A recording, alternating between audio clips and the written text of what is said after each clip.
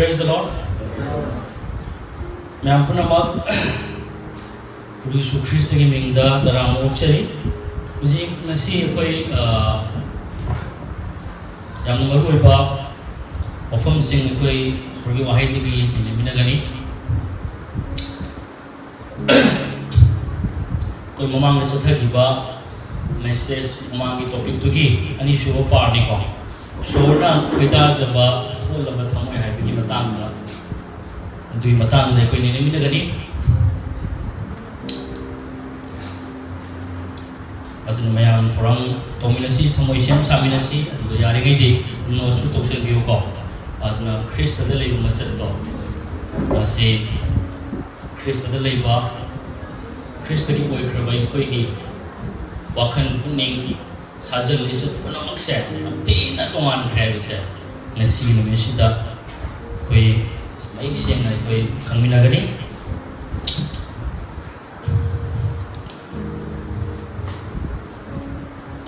ꯑꯩꯈꯣꯏꯅ ꯏꯁꯣꯔꯒꯤ ꯋꯥꯍꯩꯁꯦ ꯑꯩꯈꯣꯏꯒꯤ ꯊꯃꯣꯏꯅꯨꯡꯗꯅꯦ ꯊꯝꯕ ꯃꯇꯝꯗ ꯅꯪ ꯑꯩꯒꯤ ꯄꯨꯟꯁꯤꯗ ꯍꯤꯡꯐꯝ ꯊꯣꯛꯇꯕ ꯆꯠꯐꯝ ꯊꯣꯛꯇꯕ ꯑꯩꯈꯣꯏꯅ ꯇꯧꯔꯛꯄ ꯌꯥꯕ ꯈꯨꯗꯤꯡꯃꯛꯇꯒꯤ ꯍꯥꯏꯔꯤꯕ ꯑꯩꯈꯣꯏꯒꯤ ꯅꯨꯡꯁꯤꯗ ꯏꯁꯣꯔꯒꯤ ꯋꯥꯍꯩꯁꯦ ꯊꯝꯍꯧꯕ ꯇꯥꯔꯒꯗꯤ ꯏꯁꯣꯔꯒꯤ ꯋꯥꯍꯩꯗꯨꯅ ꯃꯔꯝ ꯑꯣꯏꯔꯒ ꯍꯥꯏꯔꯤꯕ ꯇꯧꯐꯝ ꯊꯣꯛꯇꯕ ꯆꯠꯐꯝ ꯊꯣꯛꯇꯕ ꯑꯃꯁꯨꯡ ꯈꯨꯗꯣꯡꯊꯤꯕ ꯇꯥꯕ ꯌꯥꯕꯗꯨꯗꯒꯤ ꯑꯩꯈꯣꯏꯕꯨ ꯀꯟꯕꯤꯒꯅꯦꯕꯀꯣ ꯑꯗꯨꯅ ꯏꯁꯣꯔꯒꯤ ꯋꯥꯍꯩꯁꯦ ꯑꯩꯈꯣꯏꯗ ꯂꯩꯕ ꯃꯇꯝꯗ ꯑꯩꯈꯣꯏ ꯍꯔꯥꯎꯕ ꯐꯪꯕ ꯅꯨꯡꯉꯥꯏꯕ ꯐꯪꯕ ꯈꯛꯇ ꯅꯠꯇꯅ ꯅꯪ ꯑꯩꯒꯤ ꯄꯨꯟꯁꯤꯕꯨ ꯄ꯭ꯔꯣꯇꯦꯛ ꯇꯧꯕꯤ ꯍꯥꯏꯇꯥꯔꯦꯀꯣ ꯑꯗꯨꯅ ꯃꯁꯤ ꯌꯥꯝꯅ ꯃꯔꯨꯑꯣꯏꯕ ꯏꯁꯣꯔꯒꯤ ꯋꯥꯍꯩꯁꯦ ꯌꯥꯝꯅ ꯁꯛꯇꯤ ꯂꯩ ꯃꯌꯥꯝꯅ ꯄꯥꯟꯕ ꯀꯔꯕꯥꯛ ꯊꯥꯡꯗꯒꯤ ꯍꯦꯟꯅ ꯊꯧꯒꯦ ꯍꯥꯏꯁꯦ ꯃꯁꯤ ꯖꯁ ꯃꯥꯒꯤ ꯋꯥꯍꯩꯒꯤ ꯃꯄꯥꯟ ꯑꯅꯥꯕ ꯐꯩ ꯍꯥꯏꯕ ꯈꯛꯇ ꯅꯠꯇꯦ ꯃꯥꯒꯤ ꯋꯥꯍꯩꯁꯤꯅ ꯅꯪ ꯑꯩꯒꯤ ꯄꯨꯟꯁꯤꯁꯦ ꯈꯨꯗꯣꯡꯊꯤꯕ ꯇꯥꯕ ꯌꯥꯕꯗꯒꯤ ꯀꯟꯕꯤ ꯀꯣ ꯑꯗꯨꯅ ꯃꯌꯥꯝ ꯂꯩꯈ꯭ꯔꯦ ꯍꯤꯔꯝ ꯈꯨꯗꯤꯡꯃꯛꯇ ꯉꯁꯤ ꯏꯁꯣꯔꯒꯤ ꯋꯥꯍꯩꯒꯤ ꯃꯄꯥꯟꯅ ꯉꯁꯤ ꯅꯪ ꯑꯩꯒꯤ ꯄꯨꯟꯁꯤꯗ ꯁꯛꯁꯦꯁ ꯃꯥꯏ ꯄꯥꯛꯄꯗꯣ ꯑꯩꯈꯣꯏ ꯄꯤꯕꯤꯕ ꯉꯝꯃꯦ ꯍꯥꯏꯕꯁꯤꯅꯦꯕꯀꯣ ꯑꯗꯨꯅ ꯑꯩꯈꯣꯏ Psalm 119 ko Psalm 119 ki verse 11 da kaya ko matamda sumain hai aina nahaki mayokta pap tawdunaba nahaki wa aigi thamoi nungda lotuna thamle hai pa aduna aikoi da ngasi ishorgi wahi leidingai nang aigi punsi kudong thiroi amen nang aigi punsi kudong thiroi aduna masida aina haijanin dudi masi ishorgi wahi sina karamain tawna aikoi punsi se aidi kya matik masina protect tawi masina maram oiraga he nei shorda dan chatmang ngami haibi matang lai wari mai share to jarake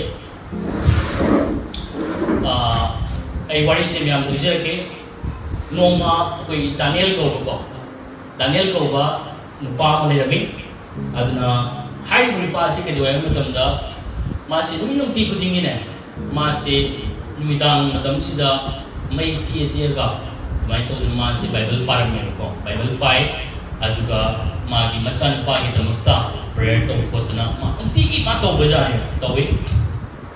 adu masan pa du angang we masan pa du mapa na tawi tu kuyo nung tigi mapa ma ki baba sina Bible pa ba adu masan pa du ki tamakta shuro ham da haijaba ko nusi na haijaba me am sindo masan pa du nung tigi ko dingi ugo adugi maramna mai to da to ko masan pa do adu mi shoi wa hai tar bani na mastum mapa gi to wi adu mo na su chokhat balai aduga num matam je nong magi ma si su ngam si chokhat pai tai ko aduna ngam ni chokhat le nong magi mai chokhat ko matam si da ke da matam da ngam se hai ba wa hai sing mapa na tambi ba mapa gi wa hai tar ga mayam khangam mayam sing do adi loina ko thokre ba ma si adult oi hai tai chokhle ate mi ai sali hai tai ko admai oi ko matam sida ma se noma mapa ga khana badagi ma se saudna mayu de thokina mayu da mo na la oi na ma se thokre admai to da ma se ma gi aning ba pa mu gi matu ni ma thokre ma aduna ma nungai gani penja gani haina ma chakre admai chakna mapa do thado maga ma chakre adubu magi punsi to pelabra ma dumai ne hingma matam da magi nungai ba phangra ni phangde bo ma la sa ninga mukte ma nu pa bu thado mo sakri do ma na khali aina jum da mu khan ba hai bo se ipana kaitamda lotion biloy ipana amuka na jumda halak pa isa subang mo hay na may open na kalame at may to naman nung mapamaga laying matam sida besa mada pamaga man laying matam sida mase wakan naman nigsiya wakan naman lay manung dagi konji lama malak lay tay mo ay matam da jikta koy na pakre ko muna ki wahay siya ay thamoy ng dalwa to na thamle hai ato ki wahay siya mana mapandagi so ma siya lapta na mayung dagi lam na sakhi bata ga so sor ki wahay dudi ma buloi na re ma mon dagi sor di ma mon dagi thadu ko leite at why na ma gi dagi wahay siya ay ki thamoy ng dai muna ki wahay siya lo to na thamle wahay siya lo to na thamle hai ki wahay siya ninja ko matam da ma siya hogal la kan da ma siya amuk mayung da halle mayung da halle mayung da jang na halle han ma matam sida mapa duna thong hangdoi hangdo ko matam da mapa na taim question to wala itana lauhat pa chehit pa to duna taram na ma se o kan da konsal laga ma se chong thak question bi hai tai ko maina welcome to ro pen to bi aduga mapa duna hai mapa duna namda ai di nusi ba loina kappa ga kai matam da ai na ngi da mukta shoda hai je ne ko adwain to da adwain hai je matung da ma se masani pa se lotion bi re adugi matung da ko adugi matung da hai ba masani pa se ma no bin ti ko dinge sori wa hai se pa wa ho kre ko sori wa hai se pa wa ho kre adugo ma sori wa hai do pa re hen mo kung pharak ni hai ba na te adugo sori wa hai pa ra ka da sori nung si se ma hen na sori bu lam na le re dagi ma gi mayum ta na yum ta na bu ko de ko ni ba amu ma ka gi mayum ta na sori wa hai gi chu gi ma na mayum ta na bu bi ki ni ba aduna sori nung si do ma matu hen na tam na ba gi da ma matu hen na matu ko ka ngi hin na ba gi da ma mai sori wa hai se ma lim na pa khai ta aduna ai na me ya hai jin du di sori wa hai se ko gi thamoi na le ma kai matuna any situation akoi khudi thiba ta ba jaw punamak tagi madugi wahai sing aduna nang kan bi gani ko matam chana kan bi gani protect to bi gani nang bu khudi thiba ta halwe hai ta ko aduna chorak ba khudi thiba ta ga su maduna maram orega nang bu madudagi lokat bi gani dharma chendu sing na khudi thiba ta ga su ma nan thu ye ji ke aduna chorgi wahi do mamanu mara ta le bi gani ko aduna ma madudagi ni hai ba nupa si illegal way hari nupa se angang se magi mo kusi do hong ke dai sorgi nung si ba do ma khanga khanda ma mai to hong ke ba si akoi jeng mina gani ko akoi point ahum akoi jeng mina gani ahan point se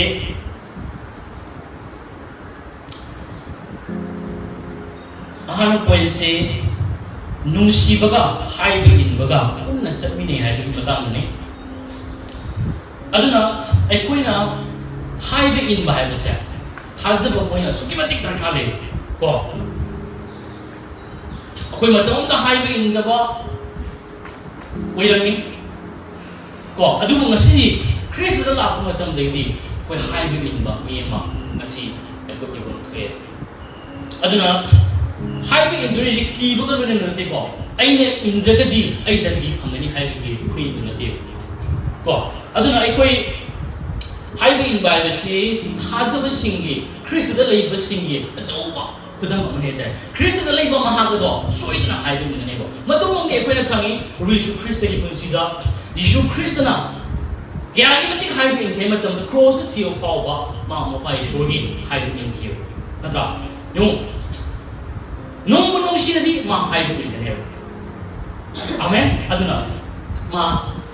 nung siba leibagi maram na ai khoi bu nung siba gi maram na ma mapa gi hathang do mapa bu nung siba amali ai khoi bu nung siba gi maram na ma cross si u pau se ma hai bu in ke adna nung siba hai bu siga hai bu in ba hai bu siga kai dong nung da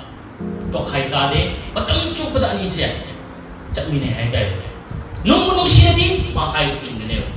machine is now sing ai na hai jani bu se adna ai khoi ne khangi Peter di nung si da khoi ne khangi Peter do Yesu Christ da yamna close oiba sebok amani marup amasuni yamna close oina friend amagumna Yesu na ai na koibu marup ko gani amen ꯑꯗꯨꯒꯤ ꯃꯇꯤꯛ ꯅꯨꯡꯁꯤꯕ ꯑꯗꯨꯅ ꯌꯥꯝꯅ close friend ꯑꯃꯒꯨꯝꯅ ꯉꯁꯤ ꯂꯣꯏꯅꯔꯝꯕꯅꯤ ꯇꯤꯟꯅꯔꯝꯕꯅꯤ ꯄ꯭ꯔꯚꯨ ꯌꯤꯁꯨ ꯈ꯭ꯔꯤꯁꯇꯒ ꯆꯠꯃꯤꯟꯅꯔꯝꯕꯅꯤ ꯑꯗꯣ ꯈꯪꯉꯤ ꯃꯥꯅ ꯌꯤꯁꯨ ꯈ꯭ꯔꯤꯁꯇꯅ ꯃꯥꯒ ꯂꯣꯏꯅꯕ ꯃꯇꯝꯗ ꯌꯤꯁꯨ ꯈ꯭ꯔꯤꯁꯇꯒ ꯃꯣꯏ ꯍꯤꯡꯃꯤꯟꯅꯔꯤꯉꯩ ꯃꯇꯝꯗ ꯌꯤꯁꯨ ꯈ꯭ꯔꯤꯁꯇꯅ ꯇꯥꯏꯕꯪꯄꯥꯟꯗ ꯂꯩꯔꯤꯉꯩ ꯃꯇꯝꯗ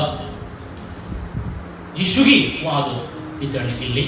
ꯀꯣ ꯑꯗꯨ ꯈꯛꯇ ꯅꯠꯇꯅ ꯌꯤꯁꯨꯅ ꯇꯧꯔꯝꯕ ꯊꯕꯛꯁꯤꯡ ꯃꯤꯔꯦꯀꯜꯁꯤꯡ ꯄꯨꯝꯅꯃꯛꯇꯣ ꯃꯥ ꯎꯈꯤꯕ ꯂꯣꯏꯅ ꯀꯣ ꯑꯗꯨꯒ ꯃꯥ ꯌꯤꯁꯨꯁꯨ ꯃꯥ ꯅꯨꯡꯁꯤꯕ ꯃꯤꯁꯛ ꯑꯃꯅꯦꯕ ꯑꯗꯨꯕꯨ ꯃꯥ ꯅꯣꯡꯃ ꯃꯥ ꯌꯤꯁꯨ ꯈ꯭ꯔꯤꯁꯇꯅ ꯐꯥꯕ ꯃꯇꯝꯗ मासे अकीबग लोइना असुकिमति कीरे अदुगा मासे मफम रांग खंगना मासे मसाइगी मासे शोरगी याथंग फाव तुगाय मखे इशुगी याथंग तुगाय बो की मखे मासे माइना अदुगम नबा माइथी के मता माइ पेन खने नत्रा अदुगो आइना से खाइजिनि दुदि आइको हुजिकी वारी दु जथर पमतमदा अहुमलक यीशुना हायमसे अहुमलक नंगना जेलाबना खोंग्रे मखे अहुमलक नंग आइबु डिनाइ तोने हाय को यीशुगी वासी मा इलम देबो ओबे तोलम देबो थुगायमे पीटर को अदुबु जेलाबना अहुमलक खोंगला मतुंगा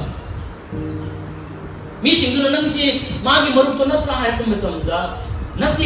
हायबसे मा अहुमलक मा डिनाइ तोकी अदु जेलाबना अहुमलक खोंगला मतमदा मा निंसिंग लखी अमसुंग मा मसाना निंगमदबो फावकी मा तसेंगना मा माइथी बमगुना मा लेखे अदुबु माना माइथी की बतारसु प्रभु यीशु ख्रिस्टना अमुखना मा अमुक यीशुना हिंगला मतुंगदा को यीशुना हिंगला मतुंगदा अमुक पीटर कुनरक कई हायगी स्माइल स्क्रिप्चर दा कोइना पारगा सुखांगनी कोई जॉन चैप्टर 21 के वर्स 15 दसु यीशुना हिंगला मतुंगदा पीटर दा नंग आइबु नुसिब्रा हायबसे हांगे नंग आइबु नुसिब्रा हायसे मा अहुमलक हांगे मा अहुमलक दि थुगाइ दो अहुमलक मा डिनाइ तोकी अदुबु मतो अदुगुमना अहुमलक यीशुना नंग आइबु नुसिब्रा हाय अदु पीटर ना होय बुमो नंग नुसि हायबसे हायगे दुइता हायगदि यीशुना आइबु नुसिबा तारगदि आइ यावसिंसे सेंबि वइन हाय आमेन माने आइ अपिक यावसिंसिबु पिसेबि सेंबि वइन हाय यंगवा इन हाय उनजलि बसे पीटर ना जस्ट नुसि ख खायगा सोदि हायबि इनकिदे प्रभु आई नुसि दे हाय दुवा यीशुगी वादि लोइना इनकिदे तुगाय कि याथं नापि नाखते अदु हायबि यीशुना हिंगला मतुंगदा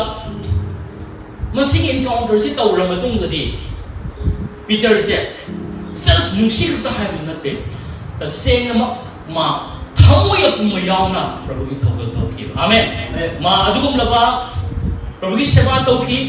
लाइब सिंगु माना पांबिखी को सोंथरब सिंग अना एक सिंगु अना एक हगत पंगमदबा कागत पंगमदबा अदुगुम लबा सिंगु अना उफन बिखी तुमाय तौदना मा पपुंग फाना थमोय पुम यावना प्रभु की थौगल से मा तौकी मसिनी मसिदगी अखोइना बे तंबजा कृष्णाव सिंह नुंगु नुंसिरदि हायनि हायबसिने को अखोइना तसेंगना ख्रिस्टगी नुंसिबो आइना खंगबा मतमदा लौसिनजो मतमने आई हायनबा लेतना आई प्रभु की अनिंगदा खिंगकनी चलकनी मसिनी आइना मयामदा हायजनिंगसे अदना अखोइ दुसु थमोय यावना आई प्रभु या थंगसे प्रभु यीशु ख्रिस्टना सुमाय हायबिरमनी जॉन चैप्टर 14 की वर्स 15 सुमायना हाय नखोइना इबु नुंसिरबदि आइगी याथंग सिंगाव को नखोइना इबु नुंसिरबदि आइगी याथंग सिंगाव अदुगा 1 John 3:18 दा काय मतमदा आइगी अपि पंगांसा आइखोइना वाहितना अमसुंग लेइतना नुंसिगनुसि अदुगा आइखोइना थबकना अमसुंग अचुमना नुंसिसे चिन्ना नुंसि हायगा सोनदि मतेंग पांबिदबा सोनदि कायम तौदबा ओइ तारगदि मधु असेंबा ईश्वरगी नुंसिबा खंगबा मी अमदा मधुगी महिदो मधुगी पोतो लेगम थोते चिंद खंग नुंसिबदो यीशुगी नुंसिबा एनकाउंटर तौरबा मधुबु मधुनु खंगबा मधुगी रेवलेशन फंगबा महांग अदुना मा चिन खकना नुंसिबा थवाय हचांग यावना थमोय यावना मा नुंसिरतने आमेन मसिनी अखोइना ngasi इसाना खंगुसे ऐसे ख्रिस्टगी नुंसिबदो आइना तसेंग लई तारगदी थमोइदगी आई नुंसीबगा लोयना आई पुंसीदि हिंगकनी आई हाइबिलकनी आईबु नुंसीबा मा आईबु नुंसी मागदु आईगी वा इंदनी आई या थंगाकनी अदुना नुंसी लोयदबा थबकतो को मीगी मायोक्ता को मीबु येंगनबगी थबक असिगी पोसे तौरे बेदनु नुंबु नुंसीददी को अकोई कयाय जिसुना हाय येंगनबदु फाव नुंसी नंगोना थीना तौबदु पुंगा पिवे आमेन नंगोना थीना तौबा नंगोना syrup तौबदु bore पुवे amen अदुना इसनाउ Singh अकोई क्रिस्टगी नुंसीबा ईश्वरगी नुंसीबदो ngasi aikoi gi nung ngasi lairabani aduna masigi nungsiba sina response yamna phajabu response piyo yekna ba yengthiba ko phattaba amata oirakte kristagi nungsiba sina aikoi yekna phawba nungsiba ngamhale ko asine na ahanu point da ina thamjaning base aduna ahanu point gi ai opam kharaga share tawjage aduna koi jengminagani ahaba Corinthians chapter 13 verse 5 tagi 7 da nungsi base karamba makhali nungsi bunai base ma quality sing se akoi ai mayam da share tawjarake Jesus Christ gi nungsi thawjal se the same na khangkra mahangadudi Bible lai ma athiba machachatte ko ma athiba machachatte aduna ma se lisa sajatta yamna phajabu oye ko aduka amuk masagi oijabsu thide masaka nuai horga loire habi poto lekte Bible na ai suna ai se nasana nasabu nusibagumna bi te busu nusiba aduna oijaba thide masaka ke nuai na khande aduna masama nusiba gumna mi gi damaksu ma khalle haidai adu kaptena tana nusibana tuna saude nungsibana fataba khande aduna nungsibana mi asoi se hanjana puthoga asoi bada ngam chei se ma tawti hai base ko aduna nungsibana chatba matam da ma aran do ningsing leite aran ningsing de ko se koi khangina si nungsibana aran ba ningsing de aduga makha na sumaina ai dharma chenbada haraude adumu achumbaga harawi polum punma kubi haina sumaina hai aduna nungsika ga haiga awana tarka matam da koi polum puna da bataraga di madu chumte ko nungsiba taraga di isnau singi marakta awana thorapa matam da madu themjin biba madu da saruk yaraga awana da nasi koi polum puminaga hingmina base masi dum thutai ko pum namak thajai pum namak asa tawi pum namak khangbiye aduna aikoi nungsinari ngai aikoi ishori atham se ko ilibani haidai amen aduna 1 John 3:23 da aibugumna maki yathang adu sini yumba yathang haibase lo nate yathang se karba yathang haibatamda maki yathang adu sini mamai ko de yathang fi khibugumna maki machani pa Yesu Christ gi mingda koina thajagadabani amasung amaga manusinagadabane Yesu bu thajaba amaga nusina base masini isugi yathang ko sigai ko mexin uhange aduna nusinari ngai magi yathang ilibane se ko kawja di he nusina dabada magi yathang thugai ngai se ko kawja di aduna nungsina do matam da koina uji fattabam to matam da ai matiti koi ishori apa manate ishori athang thugai de ka haibaje uji koi kamai khangane matam da any thawak tawsanu nungbu nungsida matam da nungsidana to matam da mado ishori athang thugai ne any thawak tawsanu nungsibaga loina to busi thugai nungsidana hek to matam da mado ma akoina haina me mathuda de ma ishori athang thugai ne aduna nungbu nungsiradi ma yathang thugai le chinda khang nungsi hairoi ma action da loina ma thawak to rakane haidai aduna nungsiba sina aigi wa tai aigi wa in habase asi Yesu Christ gi wa haidagi aikoina ko fangi haidai aduna aikoi ma yathang nasi aikoi in ba mi si aikoi ꯑꯣꯏꯕ ꯍꯥꯏꯕꯁꯦ ꯑꯩꯈꯣꯏ ꯅꯨꯡꯁꯤꯅꯕ ꯃꯇꯝꯗ ꯑꯩꯈꯣꯏ ꯈꯪꯒꯅꯤ ꯍꯥꯏꯕꯁꯤꯅꯤ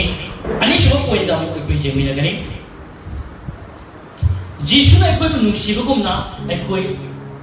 ꯑꯃꯅ ꯑꯃꯕꯨꯁꯨ ꯃꯤ ꯑꯇꯩꯕꯨꯁꯨ ꯑꯩꯈꯣꯏ ꯅꯨꯡꯁꯤꯕ ꯑꯃ ꯆꯪꯉꯤ ꯍꯥꯏꯕꯁꯤꯅꯤ ꯑꯗꯨꯅ ꯏꯁꯣꯔꯅ ꯑꯩꯈꯣꯏꯒꯤ ꯄꯨꯟꯁꯤꯗ ꯄꯥꯝꯕꯁꯦ ꯖꯁ ꯑꯩꯈꯣꯏꯒꯤ ꯄꯥꯝꯕꯁꯤꯗꯤ ꯀꯣꯛꯄꯤꯔꯦ ꯑꯩꯈꯣꯏꯗ ꯃꯥꯒꯤ ꯅꯨꯡꯁꯤ ꯊꯧꯖꯥꯜ ꯎꯠꯄꯤꯔꯦ ꯑꯗꯨ ꯅꯠꯇꯦꯕ ꯑꯩꯈꯣꯏꯅꯁꯨ ꯃꯥꯅ ꯎꯠꯄꯤꯈꯤꯕꯒꯨꯝꯅ ꯅꯨꯡꯁꯤ ꯊꯧꯖꯥꯜꯗꯣ ꯑꯩꯈꯣꯏꯅ ꯑꯇꯩꯗꯁꯨ ꯑꯩꯈꯣꯏ ꯎꯠꯄꯤꯕ ꯑꯃ ꯆꯪꯉꯦꯕ ꯀꯣ ꯑꯩꯈꯣꯏꯅꯁꯨ ꯃꯤ ꯑꯇꯩꯗ ꯃꯥꯒꯤ ꯅꯨꯡꯁꯤ ꯊꯧꯖꯥꯜꯁꯦ ꯎꯟꯅꯔꯒ ꯍꯤꯡꯕ ꯑꯃ ꯑꯩꯈꯣই ꯑꯁꯨꯛꯀꯤ ꯃꯇꯤꯛ ꯃꯊꯧ ꯇꯥꯏꯌꯦꯕꯀꯣ ꯑꯗꯨꯅ ꯑꯩꯈꯣꯏ ꯀꯌꯥꯒꯤ ꯃꯇꯤꯛ ꯈ꯭ꯔꯤꯁꯇꯅ ꯑꯩꯈꯣꯏꯒꯤ ꯄꯥꯞ ꯀꯣꯛꯄꯤꯈ꯭ꯔꯦ ꯍꯥꯏꯕꯁꯦ ꯑꯩꯈꯣꯏꯅ ꯈꯪꯂꯤ ꯃꯈꯩ ꯑꯩꯈꯣꯏꯅ ꯃꯤꯕꯨ ꯀꯣꯛꯄꯤꯕꯁꯦ ꯌꯥꯝ ꯂꯥꯏꯅ ꯀꯣꯛꯄꯤꯕ ꯉꯝꯒꯅꯦꯕ ꯈ꯭ꯔꯤꯁꯇꯒꯤ ꯅꯨꯡꯁꯤꯕ ꯁꯤꯒꯤ ꯃꯔꯝꯅ ꯑꯉꯛꯄ ꯐꯪꯕ ꯃꯑꯣꯡꯗ ꯑꯩꯒꯤ ꯄꯥꯞ ꯀꯣꯛꯄꯤꯈ꯭ꯔꯦ ꯍꯥꯏꯕꯁꯦ ꯁꯦꯡꯅꯕꯨ ꯈꯪꯈ꯭ꯔꯕ ꯃꯤꯗꯣ ꯃꯥ ꯀꯣꯛꯄꯤꯕꯗꯅꯦ ꯃꯥ ꯃꯇꯝ ꯆꯪꯉꯣꯏꯕ ꯌꯥꯝ ꯂꯥꯏꯅ ꯌꯥꯝ ꯆꯥꯡꯅ ꯂꯥꯜꯂꯛꯄ ꯃꯇꯝꯗ ꯁꯠ ꯁꯠ ꯁꯠ ꯑꯩꯈꯣꯏ ꯀꯣꯛꯄꯤꯕ ꯉꯝꯒꯅꯤ ꯍꯥꯏꯇꯥꯔꯦ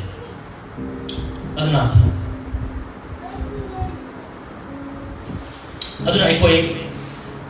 ꯃꯁꯤ ꯑꯩꯈꯣꯏ ꯊꯥꯖꯕ ꯑꯃ ꯑꯣꯏꯅ ꯑꯃꯒ ꯑꯃꯒ ꯀꯣꯛꯅꯕ ꯅꯨꯡꯁꯤꯅꯕ ꯆꯥꯟꯅꯕ ꯄꯨꯛꯅꯤꯡ ꯅꯧꯕ ꯂꯥꯜꯂꯛꯄꯗ ꯈꯥꯡ ꯍꯩꯕ ꯉꯥꯛꯄꯤ ꯍꯩꯕ ꯄꯨꯛꯅꯤꯡ ꯇꯞꯄ ꯑꯁꯤꯒꯤ ꯃꯌꯥꯝꯁꯤꯡ ꯑꯁꯦ ꯃꯁꯤ ꯑꯩꯈꯣꯏ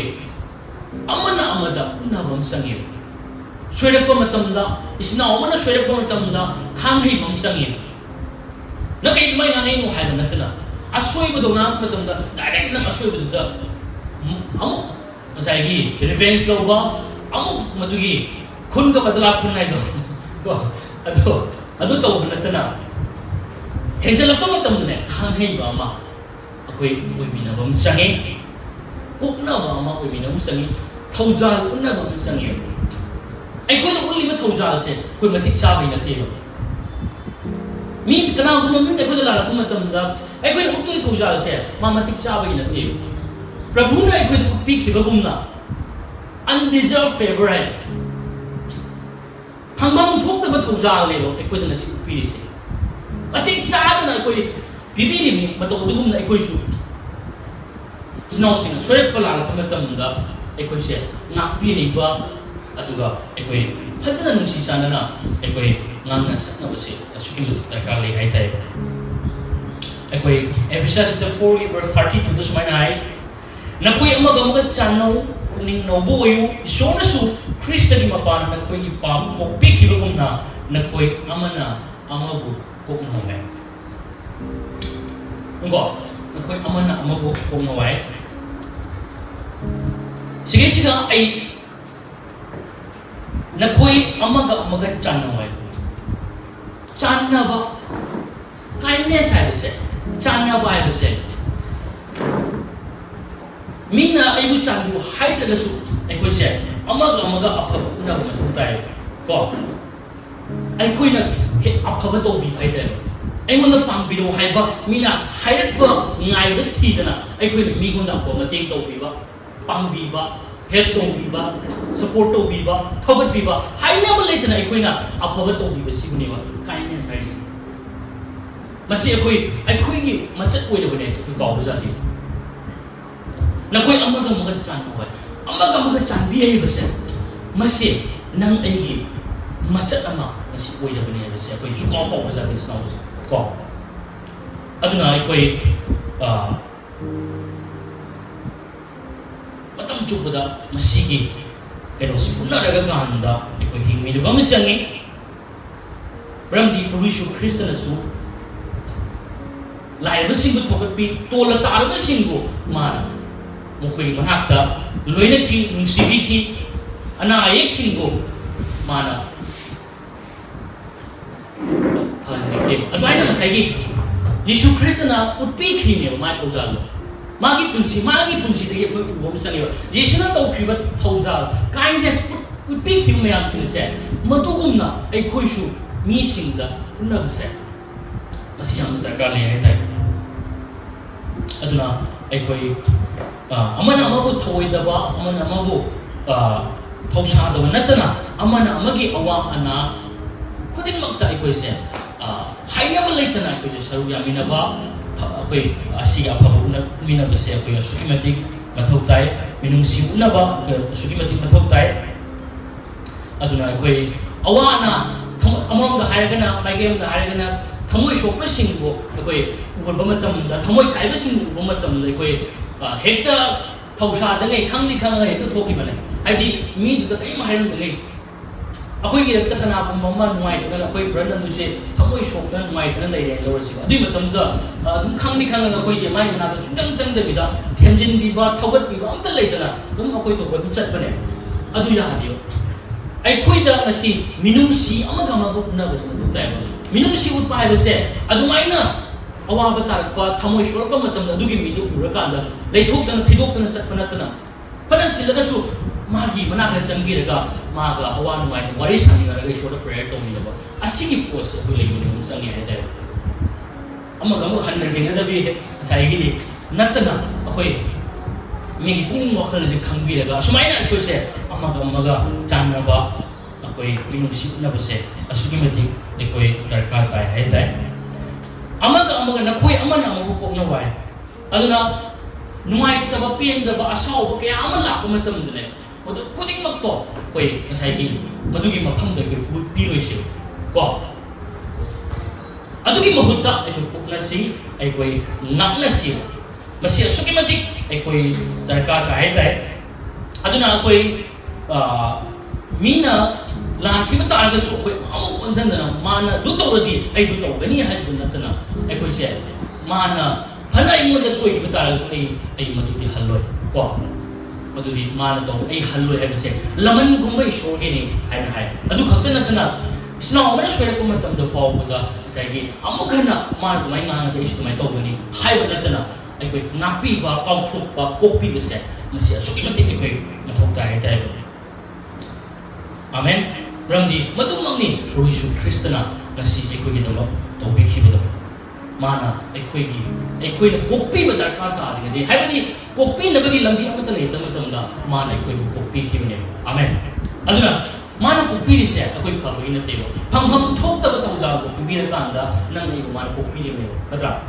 adugumna nasi ekoi mo ta ma nasi Kristni mapana na khoi gi pa kopi ba gom na aduna nasi Yesu Kristna nang phabangai de ai phabangai de adubu mana ai khoi na phatre nei kan da pap chilingi mak da mana han la be kan da ai khoi da nasi bi de ai khoi gi ai bol ran khuding ma kopi kre nang ai no hong pa nang ai na phaba we pa ba se ma suti thi ba le ta mana han ai khoi gi evol la sing do mana kopi ki hai tai ba mata otum na ekoi su kopi ba hai se nasi mana kopi da su ai di kopi ga ni hai se masi ki thamoi se ko nei da ne Krishna kopi ki bugum na ko su kopi si Krishna ekoi na matik cha gi maram da kopi ba na te aphabu ira kan na te aduna ai khoi su sinau sing kopi si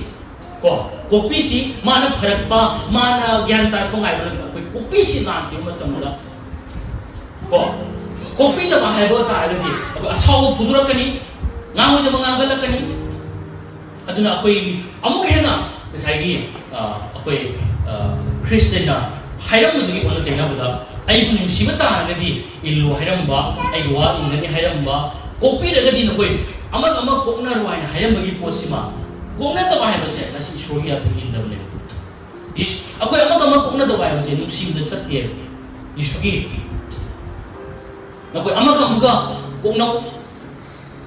nakoi na iya thang na ka da bani hai ba ma ya thang do akoi indre aduna ikoi kwai da ki marui bo ko mamana ngasi ani shuwa point ga roi besar ta na haijani muti the same namak ngasi ikoi na Krishna na kopi ki ba ko do the same na ina kaw da ai gi thamoi na Rabu nang angak ba phang mong nei kopi ki ni ne hai bisa ai asuka ma ting makung pha do ni adu angak ba nang gi thauja la do kopi ne ai ne khang ma tam na ai kopi da na ai ne sai gi hek khudong chao phang ma tam na kopi ba darkar le ma tam ne san ai kopi ga ne kopi da na ai thamoi san kopi ga ne ba duna koi se masi yam ma thong tai ko shorgi wa hai se sa hai ba sin je sa ja to masini thamoi so boi bagi thamoi thot bagi nungsi ba da lei bagi choba khudam sai dai madu da khangani o ma se ꯑꯁꯨꯛꯀꯤ ꯃꯇꯤꯛ ꯊꯝꯃꯣꯏꯁꯦ ꯈ꯭ꯔꯤꯁꯇꯒꯤ ꯅꯨꯡꯁꯤꯕꯗꯣ ꯃꯉꯣꯟꯗ ꯇꯁꯦꯡꯅꯃꯛ ꯂꯩ ꯍꯥꯏꯕꯁꯦ ꯑꯗꯨꯝ ꯈꯪꯒꯅꯦꯕ ꯑꯍꯨꯝꯁꯨꯕ point ꯑꯔꯣꯏꯕ ꯄꯣꯏꯟꯁꯨ ꯑꯣꯏ ꯌꯦꯡꯃꯤꯟꯅꯁꯤ ꯑꯅꯧꯕ ꯃꯤ ꯑꯗꯨ ꯅꯨꯡꯇꯤꯒꯤ ꯁꯦꯠꯆꯤꯟꯖꯔꯁꯤ ꯍꯥꯏꯕꯀꯣ ꯑꯅꯧꯕ ꯃꯤ ꯑꯁꯤ ꯑꯩꯈꯣꯏ ꯅꯨꯃꯤꯠ ꯅꯨꯡꯇꯤ ꯈꯨꯗꯤꯡꯒꯤ ꯁꯦꯠꯆꯤꯟꯖꯕ ꯑꯩꯈꯣꯏ ꯗꯔꯀꯥꯔ ꯂꯩ ꯀꯣꯂꯣꯁꯤꯌꯥ 3:23 ꯁꯨꯃꯥꯏꯅ ꯍꯥꯏ ꯃꯔꯝ ꯑꯗꯨꯅ ꯏꯁꯣꯔꯅ ꯈꯟꯗꯣꯛꯂꯕ ꯑꯁꯦꯡꯕ ꯅꯨꯡꯁꯤꯕꯤꯔꯕ ꯃꯤꯁꯤꯡꯒꯨꯝꯅ ꯅꯨꯡꯁꯤ ꯍꯩꯕ ꯆꯥꯟꯕꯤ ꯍꯩꯕ ꯅꯣꯂꯨꯛꯄ ꯄꯨꯛꯅꯤꯡ ꯇꯞꯄ ꯑꯃꯁꯨꯡ ꯀꯨꯏꯅ ꯈꯥꯡꯕꯕꯨ ꯅꯈꯣꯏꯅ ꯁꯦꯠꯂꯣꯏ ꯀꯣ ꯀꯨꯏꯅ ꯈꯥꯡꯕꯁꯤ ꯑꯩꯈꯣꯏꯅ ꯁꯦꯠꯂꯣꯏ ꯑꯗꯨꯅ ꯃꯁꯤꯗꯒꯤ ꯑꯩꯈꯣই ꯌꯦꯡꯃꯤꯟꯅꯁꯤ ꯏꯁꯣꯔꯅ ꯈꯟꯗꯣꯛꯂꯕ ꯍꯥꯏꯅ ꯍꯥꯏ ꯑꯩꯈꯣꯏꯅ ꯑꯩꯈꯣꯏꯁꯤ ꯏꯆꯤꯟꯅꯥꯎꯁꯤꯡ ꯑꯩꯈꯣꯏ ꯏꯔꯟꯅꯥꯏ ꯅꯠꯇꯦ ꯃꯥꯅ ꯆꯨꯁ ꯇꯧꯈ꯭ꯔꯕꯅꯤ ꯑꯩꯈꯣꯏꯁꯦ ꯃꯥꯒꯤꯅꯤ ꯃꯉꯣꯟꯗꯒꯤ ꯕꯤꯂꯣꯡ ꯇꯧꯔꯦ ꯍꯧꯖꯤꯛ ꯑꯩꯈꯣꯏꯁꯦ ꯑꯩꯈꯣꯏ ꯏꯔꯟꯅꯥꯏꯒꯤ ꯅꯠꯇꯦꯕ ꯃꯥꯒꯤ ꯑꯣꯏꯈ꯭ꯔꯦ ꯑꯩꯈꯣꯏꯁꯦ ꯃꯁꯤ ꯑꯩꯈꯣꯏ ꯈꯪꯁꯦꯕ ꯑꯗꯨꯅ ꯏꯁꯣꯔꯅ ꯑꯩꯈꯣꯏꯁꯦ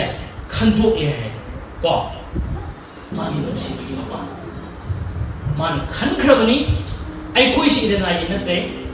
ꯃꯃꯜ ꯄꯤꯔꯒ ꯃꯥꯅ ꯑꯩꯈꯣꯏꯕꯨ ꯈꯟꯈ꯭ꯔꯕꯅꯤ ꯑꯗꯨꯅ ꯃꯁꯤ ꯑꯩꯈꯣꯏꯒꯤ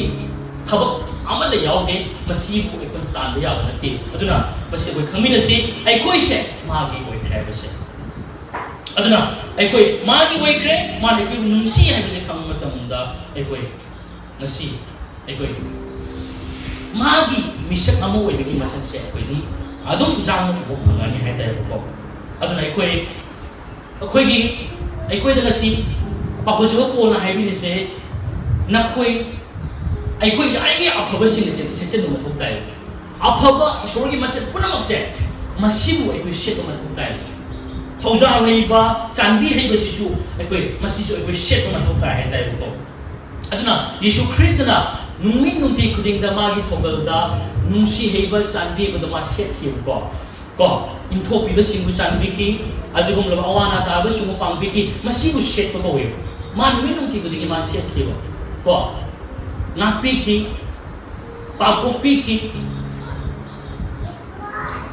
ꯏꯟꯊꯣꯛꯄꯤꯔꯕꯁꯤꯡꯕꯨ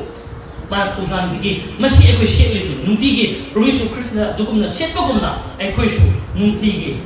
ꯏꯁꯣꯔꯅ ꯄꯤꯔꯕ ꯑꯅꯧꯕ ꯑꯥꯏꯗꯦꯟꯇꯤꯇꯤ ꯑꯁꯤ ꯑꯩꯈꯣꯏ ꯁꯦꯠꯃꯤꯟꯅꯕ ꯆꯪꯉꯦ ꯍꯥꯏꯇꯥꯔꯦ ꯑꯥꯃꯦꯟ ꯑꯗꯨꯅ ꯑꯩꯈꯣꯏꯅ ꯇꯨꯝ ꯍꯧꯒꯠꯂꯛꯄ ꯃꯇꯝꯗ ꯃꯊꯟꯇ ꯁꯦꯠꯅ ꯂꯩꯔꯝꯗꯣꯏ ꯅꯠꯇꯦꯕꯀꯣ ꯃꯁꯤ ꯑꯩꯈꯣꯏꯅ ꯆꯨꯁ ꯇꯧꯗꯣꯏꯅꯦꯕ ꯑꯥꯃꯦꯟ ꯑꯩꯈꯣꯏꯅ ꯉꯥꯛꯄꯤꯕ ꯍꯥꯏꯁꯦ ꯑꯩ ꯁꯦꯠꯂꯤꯕꯅꯦꯕ ꯉꯥꯛꯄꯤꯔꯒꯦ ꯍꯥꯏꯕꯁꯦ ꯑꯩ ꯁꯦꯠꯆꯔꯤꯕꯅꯤ ꯁꯦꯠꯂꯣꯏꯒꯦ ꯍꯥꯏꯇꯥꯔꯒꯗꯤ ꯑꯗꯨꯝ ꯑꯩꯅ ꯆꯨꯁ ꯇꯧꯔꯣꯏꯒꯦ ꯍꯥꯏꯇꯥꯔꯒꯗꯤ ꯑꯗꯨꯝ ꯑꯩꯉꯣꯟꯗ ꯂꯩꯔꯦꯕꯀꯣ ꯑꯗꯨꯕꯨ ꯅꯨꯡꯁꯤꯕ ꯃꯍꯥꯛ ꯃꯥ ꯉꯥꯛꯄꯤꯒꯅꯤ ꯃꯥ ꯑꯗꯨꯒꯨꯝꯂꯕ ꯃꯥ ꯊꯧꯖꯥꯜ ꯂꯩꯕ ꯉꯥꯛꯄꯤꯕꯗꯣ ꯃꯥ ꯁꯦꯠꯂꯛꯀꯅꯤ ꯍꯥꯏꯇꯥꯔꯦ ꯑꯗꯨꯅ ꯑꯩꯈꯣই ꯌꯦꯡꯃꯤꯟꯅꯁꯤ ꯀꯔꯤꯅꯣ ꯑꯩꯈꯣꯏꯅ ꯅꯨꯃꯤꯠ ꯅꯨꯡꯇꯤ ꯈꯨꯗꯤꯡꯗ ꯁꯦꯠꯀꯗꯕꯁꯦ ꯅꯨꯡꯁꯤ ꯍꯩꯕꯁꯦ ꯑꯩꯈꯣꯏ ꯅꯨꯃꯤꯠ ꯅꯨꯡꯇꯤ ꯈꯨꯗꯤꯡꯗ ꯑꯩꯈꯣꯏ ꯁꯦꯠꯄ ꯑꯃ ꯑꯩꯈꯣꯏ ꯆꯪꯉꯦꯕ ꯃꯤꯒꯤ ꯊꯃꯣꯏ ꯈꯪꯕꯤꯕ ꯃꯤꯒꯤ ꯐꯤꯂꯤꯡ ꯈꯪꯕꯤꯕꯁꯦ ꯑꯩꯈꯣꯏ ꯃꯊꯧ ꯇꯥꯏ ꯑꯩꯈꯣꯏꯒꯤ ꯆꯔꯆ ꯑꯁꯨꯛꯀꯤ ꯃꯇꯤꯛ ꯍꯥꯏꯗꯤ ꯊꯋꯥꯏꯔꯣꯝꯗ ꯆꯥꯎꯈꯠꯂꯦ ꯍꯥꯏꯕꯁꯤ ꯑꯩ ꯇꯁꯦꯡꯅ ꯊꯥꯖꯩ ꯑꯗꯨꯅ ꯑꯩꯈꯣꯏꯁꯦ ꯑꯃꯅ ꯑꯃꯒꯤ ꯐꯤꯂꯤꯡ ꯏꯃꯣꯁꯟꯁꯦ ꯈꯪꯕꯤꯕ ꯑꯃ ꯆꯪꯉꯦꯕ ꯑꯃꯅ ꯑꯃꯒꯤ ꯄꯨꯛꯅꯤꯡꯁꯦ ꯅꯠꯇ꯭ꯔꯒꯗꯤ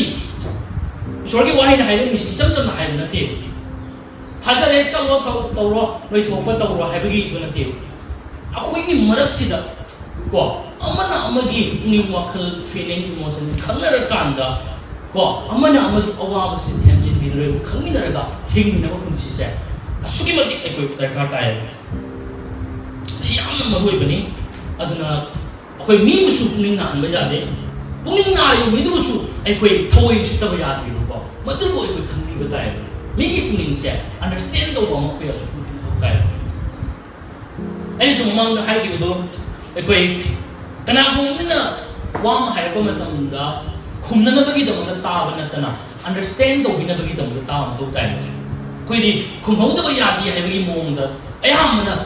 ꯇꯥꯕꯁꯤ ꯂꯩꯌꯦꯕ ꯑꯗꯨꯕꯨ ꯃꯤꯅ ꯍꯥꯏꯔꯛꯄ ꯇꯥꯔꯒꯗꯤ ꯃꯥꯒꯤ ꯋꯥꯁꯦ ꯑꯩꯈꯣꯏ ꯈꯪꯕꯤꯕ ꯃꯥꯒꯤ ꯐꯤꯂꯤꯡꯁꯦ ꯈꯪꯕꯤꯕ ꯃꯥꯒꯤ ꯋꯥꯈꯜꯂꯣꯟꯁꯦ ꯈꯪꯕꯤꯕ ꯑꯟꯗꯔꯁꯇꯦꯟ ꯇꯧꯕꯤꯕ ꯊꯦꯝꯖꯤꯟꯕꯤꯕ ꯈꯨꯝꯅꯕꯒꯤꯗꯃꯛ ꯇꯥꯕ ꯅꯠꯇꯅ ꯑꯗꯨꯃꯥꯏꯅ ꯑꯩꯈꯣꯏꯁꯦ ꯍꯤꯡꯃꯤꯟꯅꯕ ꯑꯃ ꯌꯥꯝꯅ understanding ꯑꯣꯏna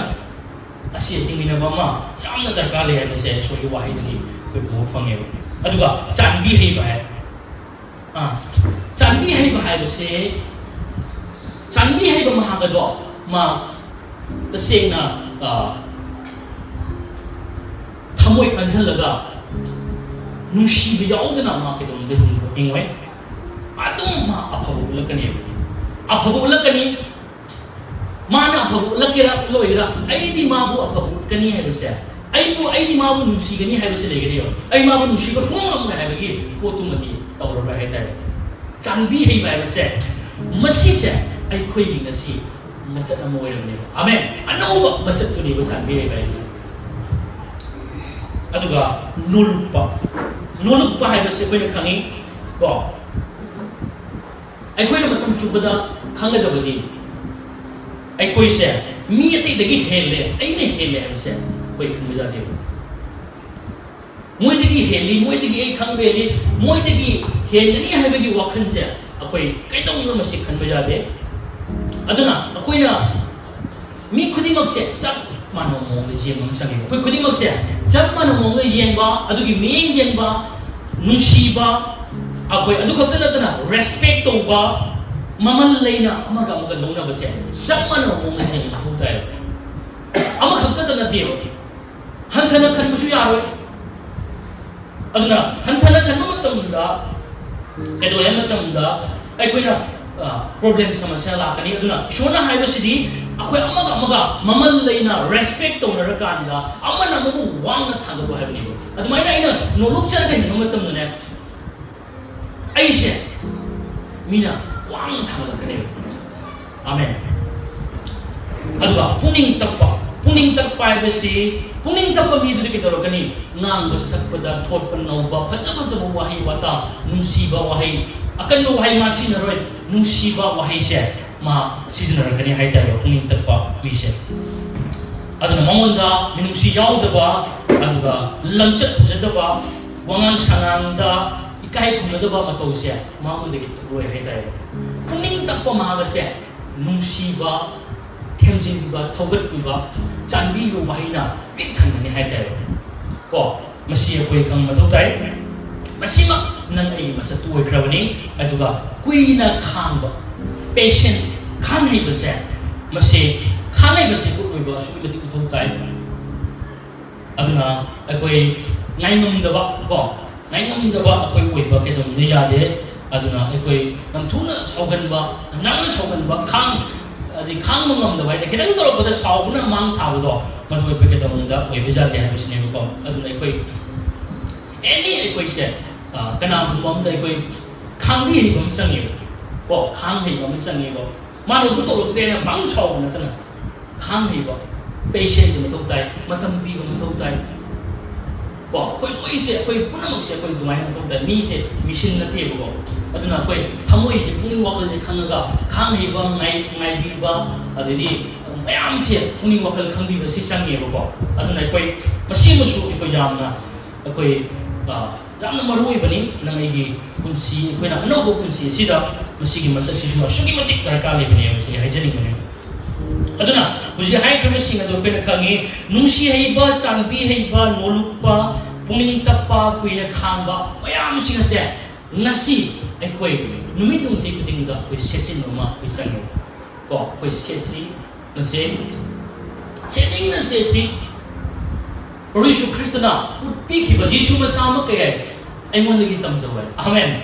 ai di pungin tapi thamoi da ne me ma mo pungin tap lai ban ti aduna ma gi ma to bo koi tam si numit kuting ma se sesen da si ba Yesu Kristo ki gom ne koi sesen lo hain bible la hai se amen ma gi phajaba adugi mayam sing do ko sesi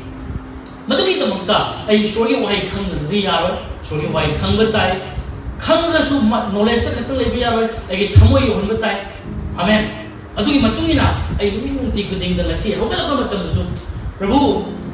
ngasi ke numi na se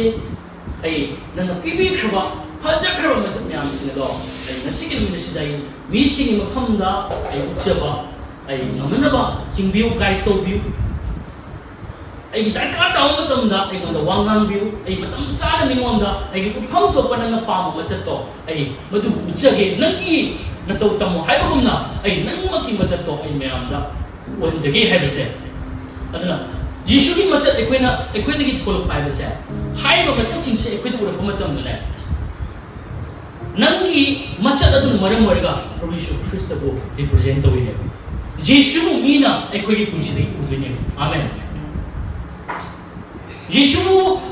mina equidi punchidi uduise. Magi nasi equida pire mo ano ba machat me am tinse. Masigi machat asigi mapana. Oh, Prabhu Yeshu Christ says, "Asugi matik power chanbi hiba, nungsi hiba, thouza hiba Prabhu ne rose." Mina, ilai na, kang bang ne hai tai.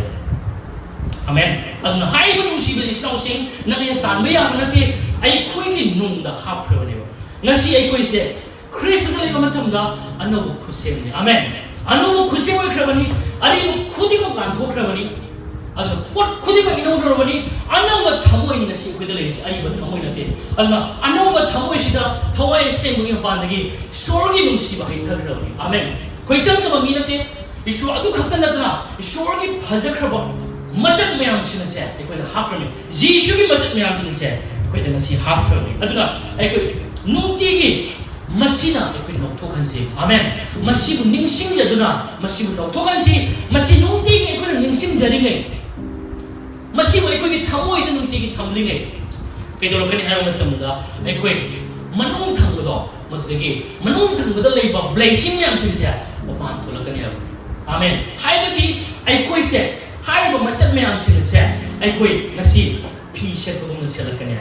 Amen. Hallelujah. Ai Prabhu gi wahai Prabhu gi nungsi ba manu pikhi ba thoujal mana pibiri ba machat me am sing se ekoi namin nungti guding ningsing jari ngai ekoi se nungti gi hai machat sing se chechin jaraga ekoi hingba nangani hai musli sing aduna nasi koi na khangi ai na hodu haijakre nangi wahai bungo nangi wahai do aina asweba aran ba tortana no gi damota ai gi thamoi no dal gotuna thamle. Amen. aduna nasi hai ba nasi ta khaba me am chin se shori wahai gatane. Amen. Masi koi thamoi da china tamchi masi le ba matam jari shor na khoi da jaba thol ba thamoi do madumak nasi koi ga koi hin mane. Amen. shor na bu shelo 타겟이 프로그램은 뭐 하이닝할 타겟이 아이코이다 야나 파자바 이모 난기 파자바 나서 또 매암 싱어도 프로그램 아이코이다 나시 렘나 비비기다 못 타겟이 아이코 안노로 미에모 비비기다 못 타겟이 아니 쿠딩바 이모는 크로스다 푸는 조비 타 나시 아이코이다 크리스타나 아이코이 누르다 나시 행 타겟이 프로그램 아이코 안노로 쿠시엠니 프로그램 타겟이 나시 파자바 난기 나서 매암 싱어세